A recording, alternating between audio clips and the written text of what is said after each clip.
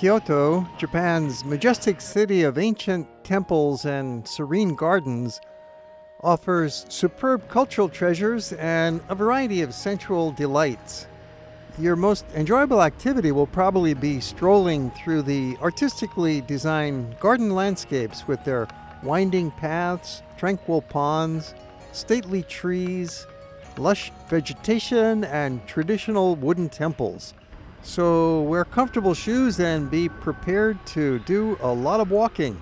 We're going to take you on some wonderful strolls through the gardens, around the temples, and into downtown and show you the highlights of this magnificent city.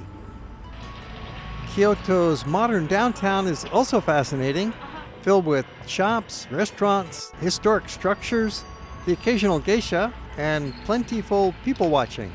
These sublime gardens unfold as you walk along paths that lead through changing vistas around each bend, where you can stop frequently to absorb each new perspective, looking left, right, up, and down. These different views are enhanced by small statues and footbridges, bamboo railings, temple backdrops, and glimpses of distant mountains, all exquisitely arranged to be appreciated in moments of reflection. Kyoto was ranked as the #1 visitor destination in the world by the readers of Travel and Leisure magazine for 2 years in a row in 2014 and 2015. Quite an honor. Maybe you haven't previously thought much about Buddhist temples or Shinto shrines and perhaps never had them on a priority list of must-see places.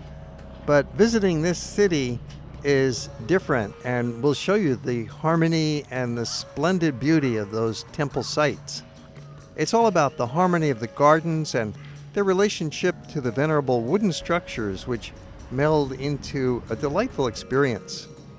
Nature lovers will gain high value from the effort, and those with a spiritual bent can get that much more out of the visit. Kyoto has got 17 places listed as UNESCO World Heritage Sites, which is an extremely large number for that ranking. And there's another 7 major historical sites designated by the local government, and much more to see for those with abundant time, including museums, palaces, stone monuments, traditional neighborhoods, and the modern downtown, theaters, and day trips to nearby cities such as Nara. Time can also be spent admiring the pottery, fabrics, tea ceremonies, flower arrangements, dance, cuisine, and calligraphy, all of which are highly developed here. You should try and spend at least 2 days in Kyoto so that you can visit the major attractions and experience the essence of this special city.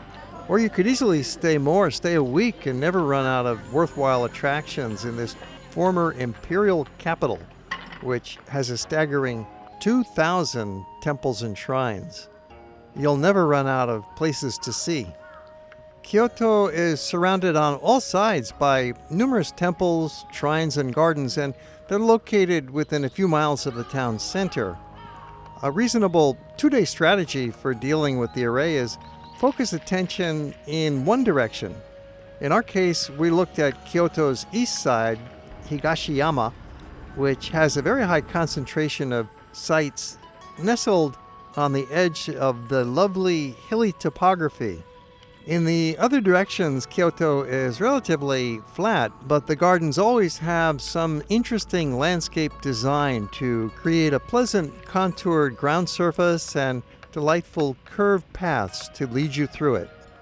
Many of these temple sites on the east side are in walking distance of each other, reaching about 4 miles from south to the north end of the cluster in Higashiyama.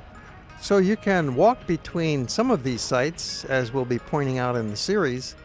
However, when you add up the amount of walking within each site and time spent shopping along the approach lanes, the combined distance is going to reach well over 10 miles. So you'll sometimes want to use buses, the subway, and taxis. A 2-day pass for bus and subway can be purchased, but if time is an issue, you will find taxis are a big help now and then. And the taxi drivers are very courteous with their white gloves and honesty. even if they don't speak any English, and this gives you a chance to sit down and rest while you're being transported between sites. More than 50 million visitors come to Kyoto each year. Most of them are just staying for the day and then moving on, but about 1 million of them annually do spend the night in a local hotel. There's lots of accommodations of all price ranges, and most of the visitors are Asian. No doubt with the growth of Chinese travel, these numbers are going to continue increasing. These crowds of visitors could very much interfere with your appreciation of Kyoto's heavenly gardens. So try and visit during the less busy late fall or early spring in order to properly experience the tranquil garden atmosphere. Temperatures will be nippy then, many trees will lack leaves, and garden colors are more subdued, but the absence of crowds makes those trade-offs very much worthwhile. Especially in early December, when we were photographing these visuals, the fall colors still linger, and yet the crowds are not around, making a perfect combination. And late March is similar. It offers fresh air scented by spring flowers before that stampede of cherry blossom viewers arrives. Crowds don't matter so much for normal city attractions like a park or street scenes, downtown streets, the amusement arcade, and shops and museums. But the temple gardens here are those precious jewels that you should really try to view in quiet times during that off-season. The fragile beauty of the gardens can send you to another dimension if the ambience is right, but communication with nature is pretty difficult when there are 4 busloads of tourists right in front of you in the picture. Gazing upon a Zen pebble garden, alone or with a few others, is a completely different experience than jostling in a crowd for a wedge of the best view, everybody trying to take a picture in front of you. However, even if you cannot visit during those ideal small windows in time, Kyoto is a 4-season destination that can be appreciated throughout the year. If you don't mind crowds, consider the peak seasons of cherry blossom viewing in April and colorful foliage reaching its peak during November, or arrange your itinerary to connect with one of the major festivals. But try to avoid the national holiday periods when it is really jam-packed. Minimize interference by visiting major sites early or late in the day.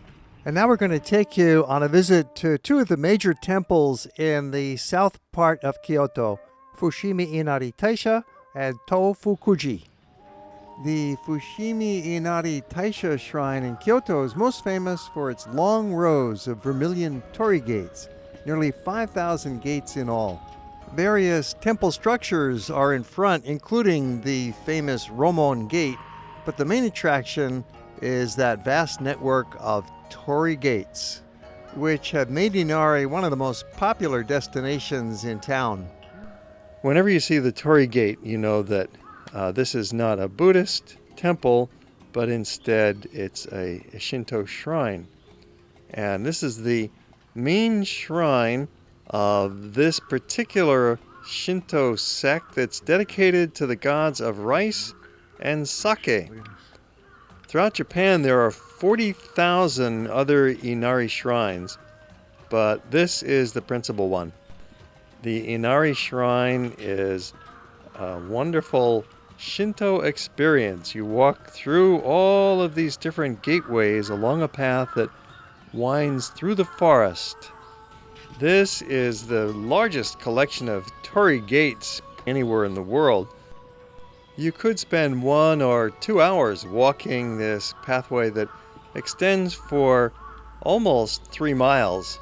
The visit you're watching was in early December, and so it was not crowded. And yes, the temperatures were kind of nippy, but comfortable.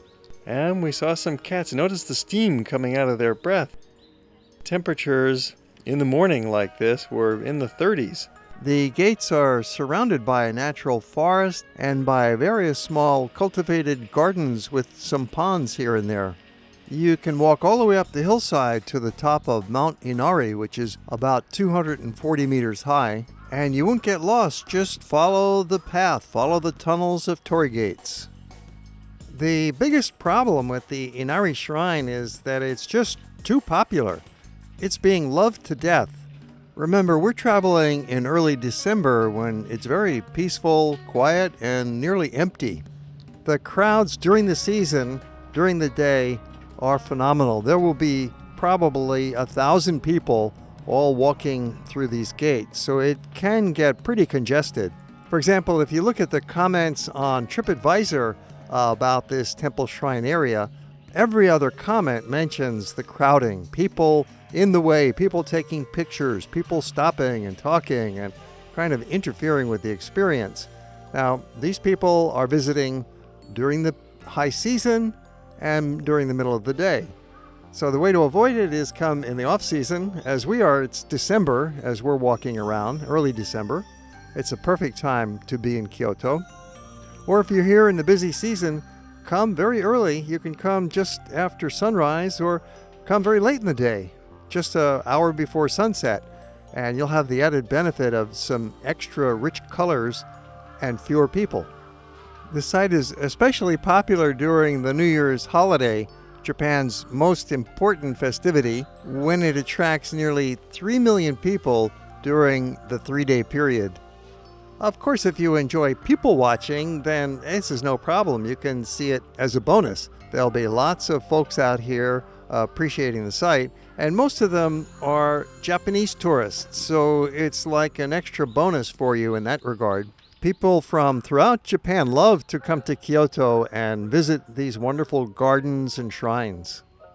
Arrive early and walk through this phenomenal lineup of several thousand torii gates standing next to each other and forming a magical 2-mile tunnel through the forest.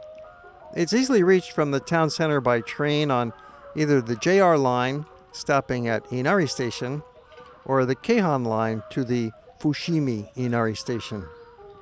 The first shrine was built in the year 711 in a different part of town to the southwest, and then it was relocated here a century later in 816. The main shrine structure was built in the year 1499, and all of the torii gates were added subsequently over many centuries. Each of these 5,000 torii gates was donated by a Japanese business and maintained by them, and they put their name on them, because the shrine is a patron of business and merchants and manufacturers, but especially of the god of rice and sake. It seems like we're walking around a little bit in circles, and we are, because once you're inside the shrine area, you're walking through the tunnel of these torii gates, and you can get to the end and then just turn around and walk back through that same tunnel, or you could continue. It does make a complete loop circuit if you walk all the way up to the top of the hill. But you might not want to go that far, so feel free anytime to just walk in part of the way and then turn around and walk back out the same way that you came in.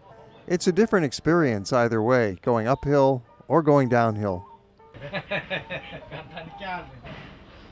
The vermilion color of the gates is quite dazzling and contrasts delightfully with the green garden setting.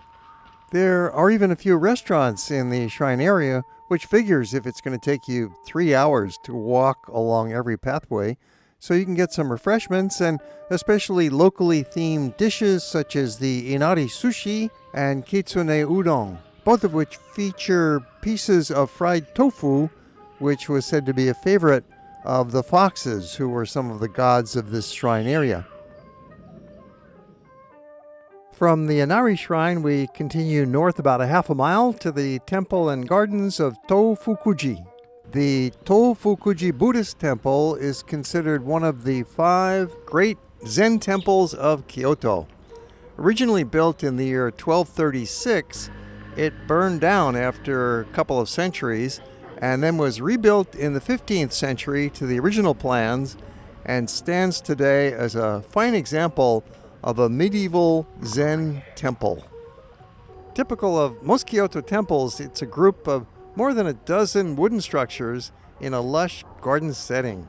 Especially famous for the very large Sanmon Temple Gate, 65 feet high, and the bright fall colors of maple leaves when you're here in the autumn season. Here too we have a small Shinto shrine area with another torii tunnel leading up to a staircase that brings you up a hill. At this temple complex of Tofukuji, there are about a dozen sub-temples. One of the things it's most noted for is the fall colors. We arrived in early December, but still there was the lingering color of the maple leaves, which were really bright and spectacular. Another week or two, they'll all be blown down. By mid-December, late December, the colors will be largely gone. Of course, the peak of colors would happen in the month of November. And it would be especially beautiful here at Tofukuji. They have this small gully, which is the most famous area for the viewing of the fall colors. And we were looking in particular for the Abbot's Hall, because at the Abbot's Hall there is a very classical pebble garden that we wanted to see. And finally we got there. Be sure to explore well enough that you can find that little-known Zen meditation pebble garden at the Abbot's Hall and linger here a while to absorb the harmonious serenity. Smaller pebble gardens can be found scattered around various other temples. True aficionado of this style of pebble garden accented by symbolic clusters of large rocks might want to visit the most famous version at Ryoan-ji Temple in Kyoto's northwest outskirts. Tofukuji is a Zen Buddhist temple, and these are aids to meditation. You sit and quiet your mind, and this kind of pebble garden is designed to be looked at rather than walked through. So there's a veranda, and over on the side we have moss-covered hills that symbolize mountains. The rocks symbolize islands, it's said, and the pebbles symbolize the sea. But at the same time, ascribing all of these meanings to such a garden is somewhat limiting, because in Zen itself, the process is emptying your mind and just gazing out upon this beautiful, calm, and relaxing vista. And you pay an admission to go into each of the sections of the temple, and it's well worth it. It's a little confusing because guides at the gateways who sell you the tickets don't speak any English, and they'll give you a little pamphlet that'll have a map, and that will help guide you around through the grounds. And always the colors around us here at this temple garden were really, really enhancing our total experience. And then we ran into a very friendly local fellow who knows a lot about the temple complex and told us about Tofukuji. He was proud to show us the grave of one of Kyoto's more famous geisha because she was married to the nephew of J.P. Morgan, the famous financier. That was a rare treat, most enjoyable to speak English with an elderly local resident, a friendly guy who was proud to point out a few sites for us. Tofukuji was listed as a UNESCO World Heritage Site in 1994, one of many in Kyoto. There is no admission charge to the complex of Tofukuji, and you can walk freely around some of the grounds, but there is an admission fee for the Zen gardens and that bridge to heaven with the great view of the fall colors. Tofukuji Temple is located on the eastern side of Kyoto, about a mile southeast of the Kyoto train station, so you could walk here from the center or take a bus or train. The Tofukuji Station of Japan Rail stops nearby, as well as the Keihan Electric Railway. This is part of our series on the temples and gardens of eastern Kyoto, the Higashiyama district, and also we'll take you downtown in some of our other videos.